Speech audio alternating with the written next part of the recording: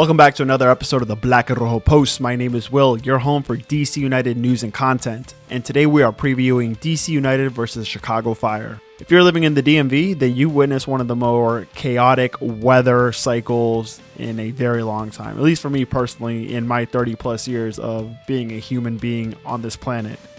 You have 80 plus degree weather, then you get rain and then random snow showers that covers up your yard and the streets, and then it melts away within hours, and now it's cold outside.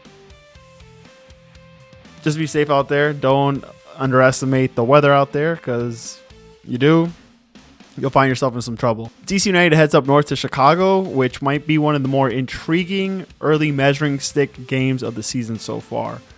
Both teams have been pretty up and down to start the season. Chicago is, well, before I get started, let's get to some DC United news. Longtime DC soccer reporter Steve Goff has been awarded the Colin Jose Award by the National Soccer Hall of Fame for a lifetime achievement in soccer journalism. Now look, DC fans, we were blessed with Steve Goff's articles. I personally, in the early 2000s, was a big fan of reading the Post and seeing his DC United articles. I remember that he was, I think, and correct me if I'm wrong, so NBC Washington, or whatever they were called at the time, they had a segment called Washington Post Live, and he was often featured there talking DC United. That was one of my favorite memories while I was in high school, coming right after school, turn it on, and get my sports fix watching that show. So thank you, Steve. Not sure if you'll watch this, but you have been a catalyst for the growth of soccer in this area. It is safe to say that Bill Hamid is now officially retired, and he will go down as one of the more iconic goalkeepers to ever play for the Black and Red. I think that him and Nick Rimando would be your 1 and 2s or 2 and 1s, depending who you ask.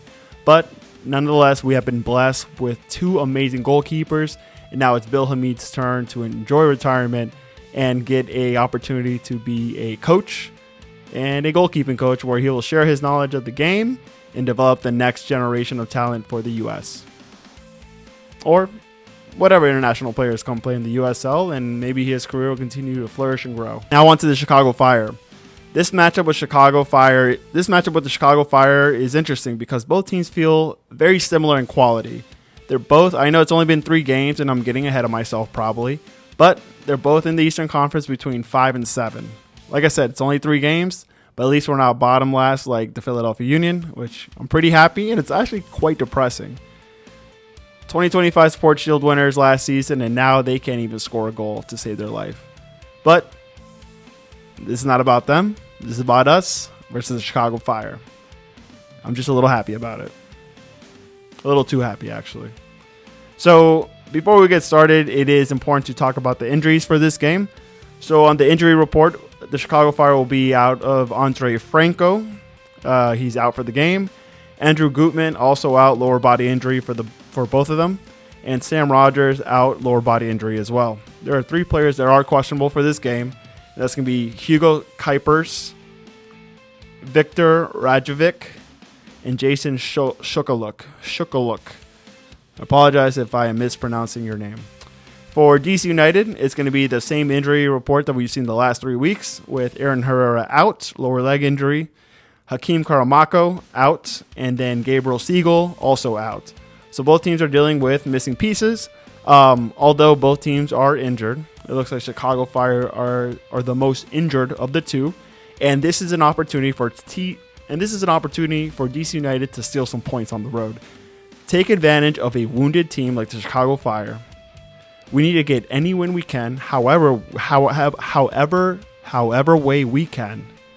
And if it's a team who's battered by injuries, so what? Let's take care of business and get 3 points on the road. Like I said at the beginning, this is a very interesting matchup.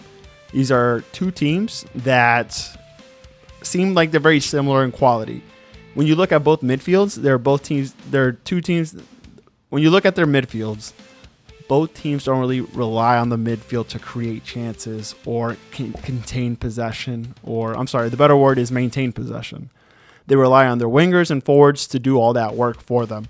And as you can see, it has not resulted in many goals for both clubs. The Chicago Fire, their last 2 games, they have had 2 clean sheets. DC United has only allowed, 3 goals in the first 3 games, but have only scored 2 goals as well. So both teams struggle offensively, and both teams are doing pretty well defensively. So this game might be a 0-0 result or a 1-0 victory. We're just hoping it's for the black and red. And what has basically been the storyline for DC United since the start of the season has been, it's a team that's not going to score many goals, but it's also going to be a team that's going to make their opponents work for every win. They're grinded out games, as we saw versus Philly, 1-0. It was entertaining second half, where DC United had a great bunker down, even up with one man, and claimed the victory.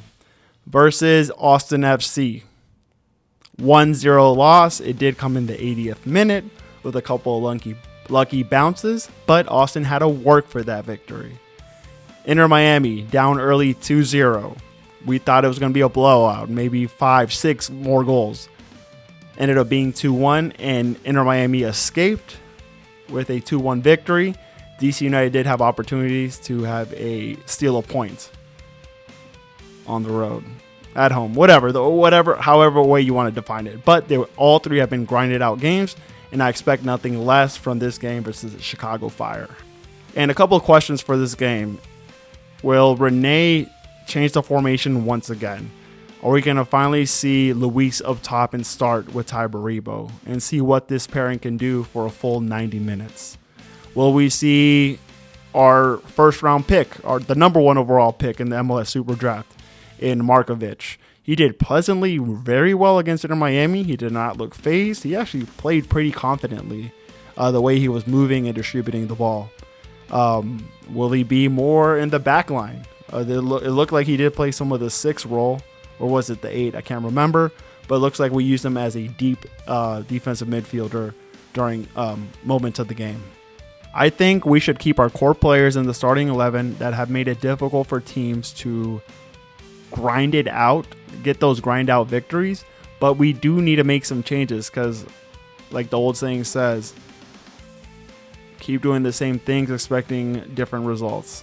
Or insanity is the definition of insanity is doing the same thing and expecting a different result. Whatever it is, you get the message. We got to be aggressive offensively when the opportunities do present themselves and take advantage of the Chicago Fire midfield. Basically what teams have been trying to do against us all season. It's time to give those teams a taste of their own medicine. This is an opportunity for us to get a victory on the road. And we are the healthier side compared to what Chicago has going on with their team.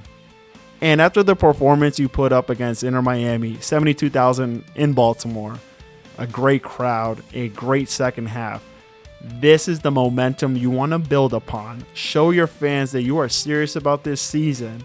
And nothing says I'm serious about winning is beating a team on the road who is pretty injured and banged up, and locking in the first road win of the season against an Eastern Conference opponent, which will indicate Eastern Conference standings at the end of this season. So the question remains: will DC United win this weekend, get their first road win of 2026, or will the Chicago Fire continue their streak to 3 clean sheets in a row? What are your opinions? Leave them in the comments section. Make sure to like and subscribe. This is Will with the Black and Rojo Post, keeping you posted.